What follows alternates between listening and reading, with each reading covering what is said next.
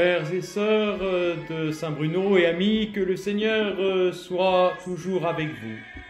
J'aimerais avec vous aborder un sujet de méditation, celui des tentations du Christ au cours de son ministère public et celui de la souffrance de son âme au moment de la passion.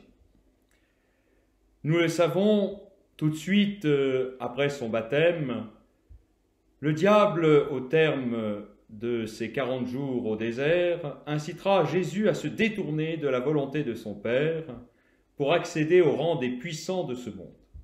L'évangéliste Saint Luc précise, ayant épuisé toutes les formes de tentation, le diable s'éloigna de Jésus jusqu'au temps fixé. Ce moment fixé, c'est, nous le savons, le temps de la passion que nous vivons depuis ce 5e dimanche de Carême. Jésus commence à percevoir beaucoup d'inimitié de la part des autorités religieuses du temple.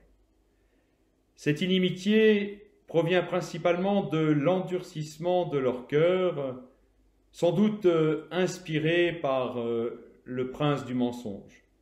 Jésus ira jusqu'à leur dire qu'ils ne sont pas capables d'entendre sa parole, puisqu'ils ont pour père le diable et qu'ils cherchent à réaliser ses convoitises.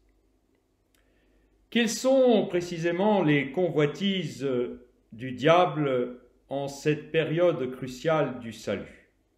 Eh bien, le diable veut simplement déjouer le dessein bienveillant de Dieu sur notre humanité, selon l'expression de saint Paul. Les tentations de pouvoir que le Seigneur a combattues au désert n'était qu'un avant-goût de ce qu'il allait vivre tout au long de son ministère public, jusqu'à la croix. À chaque exorcisme, par exemple, que Jésus pratiquait, il ordonnait aux démons de se taire. Pourquoi? Parce que le démon voulait pousser les foules à acclamer Jésus comme roi, un roi temporel, ce qui empêcherait Jésus d'aller au bout de sa mission, celle de donner sa vie pour ses amis. Chaque fois que le Seigneur guérit un malade, il enjoint ce malade de se taire. Ces injonctions montrent la volonté répétée de Jésus de fuir la publicité et l'attirance des foules qui lui désobéissent et accourent vers lui. La discrétion est une des caractéristiques de l'identité de Jésus. Jésus n'accomplissait pas les miracles pour attirer les foules. Plus d'une fois, il voudra échapper à cette foule qui veut le faire roi. Jésus devra aussi combattre cette tentation de pouvoir avec ses apôtres eux-mêmes. Il enseignait à ceux-ci que le Fils de l'homme devait passer par la souffrance et la croix avant de ressusciter. Et nous voyons Pierre l'en dissuader. Jésus, lui, y verra une nouvelle fois une ruse du démon. « Passe derrière moi, Satan, tu es pour moi une occasion de chute. Tes pensées ne sont pas celles de Dieu, mais celles des hommes. » Nous voyons bien que tout au long de son ministère, Jésus combattra la plus grande des tentations, celle de devenir grand dans ce monde. N'avait-il pas enseigné « Le premier parmi vous sera votre serviteur, qui s'élèvera sera abaissé, qui s'abaissera sera élevé. » Jésus aura à combattre non seulement l'incompréhension de ses apôtres, mais aussi l'incrédulité de ses disciples et même de ses proches, qui penseront qu'il a perdu la tête. À la fin du discours sur le pain de vie, ses disciples l'abandonneront, murmurant en eux-mêmes « Ces paroles sont trop dures ». Sous-entendu, ces paroles sont insensées. Qui peut les entendre? Voilà que les jours de la passion approchent. Les ténèbres sont au rendez-vous.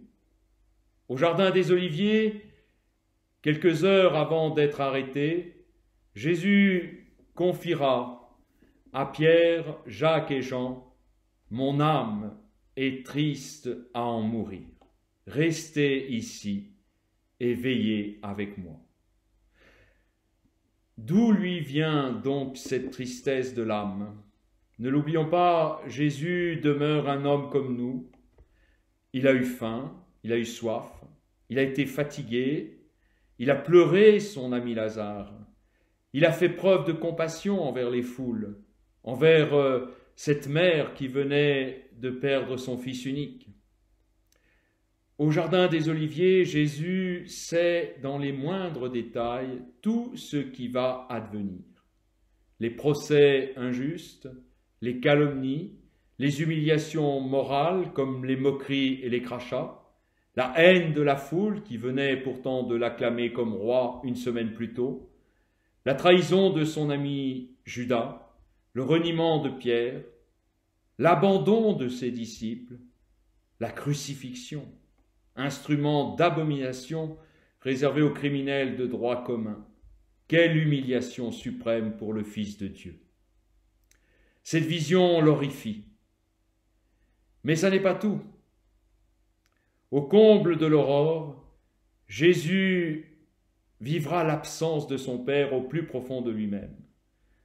Il pourrait dire comme sainte Thérèse de l'Enfant Jésus quelque temps avant sa mort, « Il existe entre Dieu et moi un mur qui s'élève de la terre jusqu'au firmament étoilé. » Quel désarroi indicible! Jésus s'est senti abandonné de son Père. Plus encore, il a fait l'expérience de la ténèbre. Saint Paul affirme dans la lettre aux Romains que Jésus s'est fait péché pour nous. Qu'est-ce que cela veut dire? Eh bien, cela veut dire que Jésus a perçu de plein fouet ce que représentait le péché au regard de la sainteté de Dieu. Le saint par excellence a été confronté à la laideur du péché. Et sa douleur a été si immense, si intense, qu'il en a sué des gouttes de sang. Que cette semaine de la Passion et la Semaine Sainte à venir soient un temps privilégié pour nous unir à Jésus et veiller avec lui. Saint Pierre nous enseigne que c'est dans l'épreuve que notre foi est fortifiée. Laissons-lui nous redire « Bien-aimés, ne trouvez pas étrange le brasier allumé parmi vous pour vous mettre à l'épreuve. Ce qui vous arrive n'a rien d'étrange. Dans la mesure où vous communiez aux souffrances du Christ, réjouissez-vous, afin d'être dans la joie et l'allégresse quand sa gloire se révélera. » Frères et sœurs et amis, que Dieu vous protège et vous garde par Marie. Dieu soit béni.